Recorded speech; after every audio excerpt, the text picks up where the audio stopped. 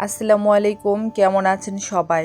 আবারও চলে আসলাম ঘরে থাকা উপকরণ দিয়ে গরুর মাংস রান্নার সহজ রেসিপি নিয়ে। কোনো রকম মেরিনেট ছাড়াই এই রান্নাটা করা যাবে। আশা করছি সবার ভালো লাগবে।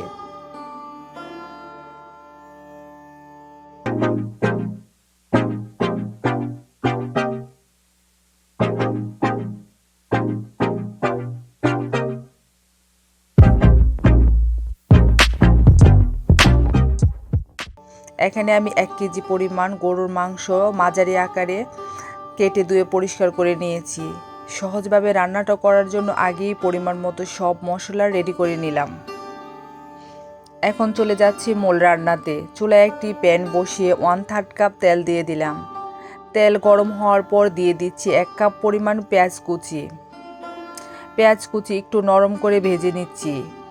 এখন দিয়ে দিচ্ছি শুকনা গরম মশলা, 2টা কালো এলাচ, 8-10 পিস গ্রিন এলাচ, 2-3 পিস তেজপাতা, 8-10 পিস লবঙ্গ, 4-5 টুকরা দারচিনি। এবার দিয়ে দিচ্ছি 2 টেবিল চামচ পেঁয়াজ বাটা,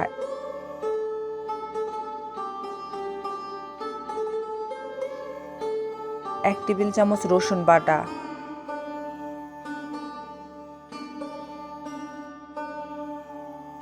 1.5 টেবিল চামচের মতো মরিচের গুঁড়া, 1 টেবিল চামচ হলুদের গুঁড়া, 1 টেবিল চামচ ধনিয়া গুঁড়া। এখন অল্প পানি দিয়ে দিচ্ছি। মশলাটা 5 মিনিট কষিয়ে নেব।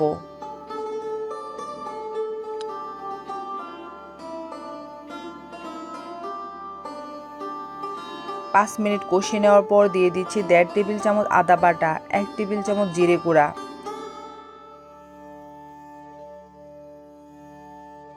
1/2 চা চামচ গরম মশলার গুঁড়া, স্বাদ মতো লবণ।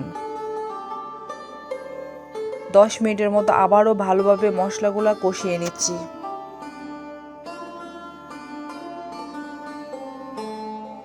ভালোভাবে মশলা কষানোর পর দিয়ে দিচ্ছি গরুর মাংস।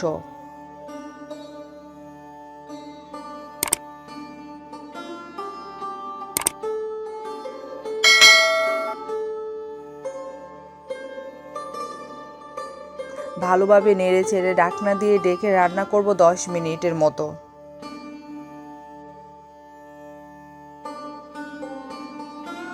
10 মিনিট পর ঢাকনা খুলে দেখবেন মাংস থেকে কিছু পরিমাণ ঝোল বের হয়ে আসছে। আবারও একটু নেড়ে চেড়ে ঢাকনা দিয়ে 30 মিনিটের মতো মাংসটাকে কষিয়ে নেব।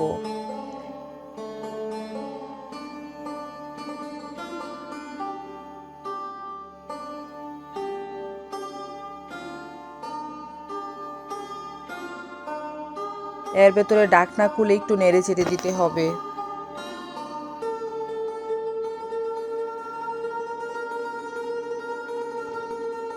মাংসটা ভালোভাবে কষানোর পর দিয়ে দিচ্ছি ফুটন্ত গরম পানি 1 লিটার পরিমাণ। এখন ঢাকনা দিয়ে দিচ্ছি। যতক্ষণ না মাংসটা ভালোভাবে সিদ্ধ হবে ততক্ষণ আমি মাংসটাকে রান্না করে নেব। এই পর্যায়ে মাংসটা বেশ ভালোভাবে সিদ্ধ হয়ে গেছে। এখন আমি চুলা থেকে নামিয়ে নিচ্ছি।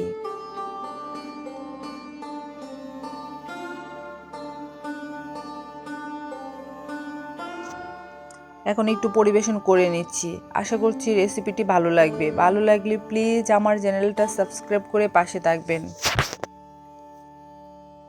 ভিডিওটি দেখার জন্য ধন্যবাদ। আল্লাহ হাফেজ।